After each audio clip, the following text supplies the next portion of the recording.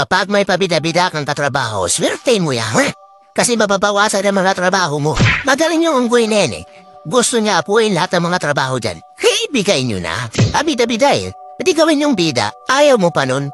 Ikaw, chill-chill na lang tapos ayong gumagawa ng mga trabaho mo kasi alam niya daw yun. Magaling daw sa tulod. Sige, ikaw na magaling. Ay, kung nga po yan, so, boss. Sige, gawin mo lahat. Yung trabaho ko, pati yung pag-uwi ko sa bahay ko, kasama yung mga plato namin, pabida-bida ka, di ba? Dapat ganun yung mindset mo eh.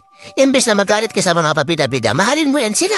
Kasi nakakabawas yan ang mga gawain mo dahil tandaan mo. Kapag may pabida-bida ka talagang katrabaho, padalo ka. Huwag mo sabihin sa mga pabida-bida to ha. Akala kasi nila, nakakalingan ka sa kanila, pero yung mindset mo, pinapabayaan mo yan talaga.